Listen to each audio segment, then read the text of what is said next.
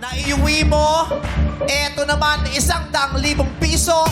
Mas malaki sa 20,000 pero kailangan mo pang sumagot sa isang tanong na nag-aantay sa'yo. Gusto mo namang makasiguro ng perang maiuwi o ilalaban hanggang sa dulo ang 100,000 piso? Ses, pot o lipat?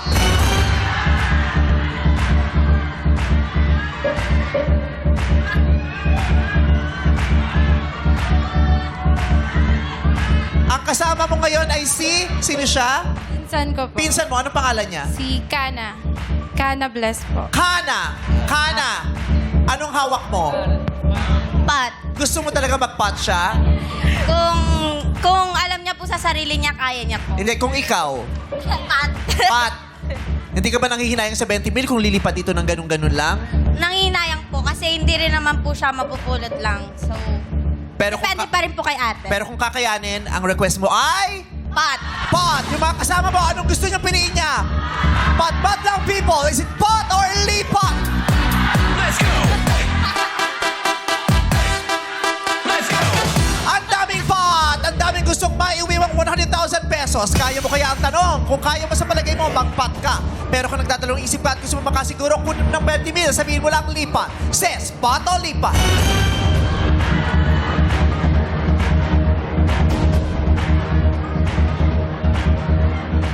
Sis, pot o lipat?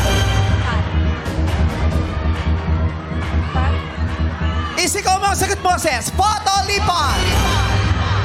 Pat. Pot! Dito tayo, Sis.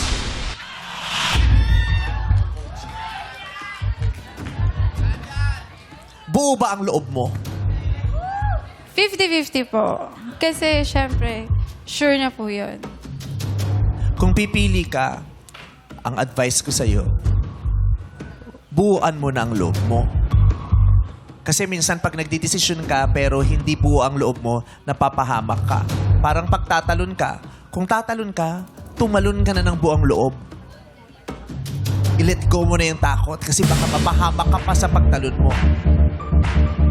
Bibigyan kita ng pagkakataon mo, Sis. Pot o lipat? Pat. Pat. Go, Sis! 100,000 pesos versus 20,000 pesos. Pot o lipat?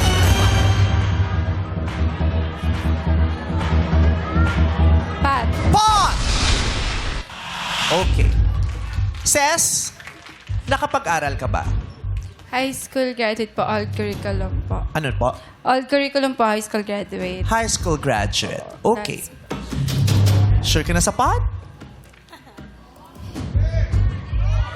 Sure ka na sa pot? Laban. Laban si Sis. At dahil dyan, eto na ang iyong 100,000 peso question. Kumarap ka sa akin, Sis. Dito ka tumungtong sa gitna niyan. Hindi ka pwedeng magpalinga-linga. Sa akin ka lang magpo-focus. Pakinggan mo ng maigi ang aking katanungan. Strictly no coaching, please. Sasabihin ko ang go. Pag sinabi ko yung go, dun ka palang sasagot. Hayaan mo muna akong tsumika ng tsumika. Huwag ka munang sasagot. Sagot ka lang pag sinabi ko go. Okay, Sis? 5 segundo ang ibibigay namin matapos kong mag-go. Kailangan masabi mo ang tama bago matapos ang 5 seconds. This is the question. Para makatulong sa middle class, sa gitna, ang ingay mo, Jugs. Sorry. Kala ko sumagot na si Sis. Kala ko nagko-coach ko tuloy. No coaching Jugs ha. Piling ko alam mo yung sagot eh. Kung magjowang to. Okay, Sis. Para makatulong sa middle class, sa gitna ng tumitinding krisis, nag-file ng Senate resolution si Senator Bam Aquino na magpapababa ng VAT mula 12% to 10%. Naririnig mo ba yung salitang, yung term na VAT? Binabayaran natin yan araw-araw, maya't maya araw-araw, di ba?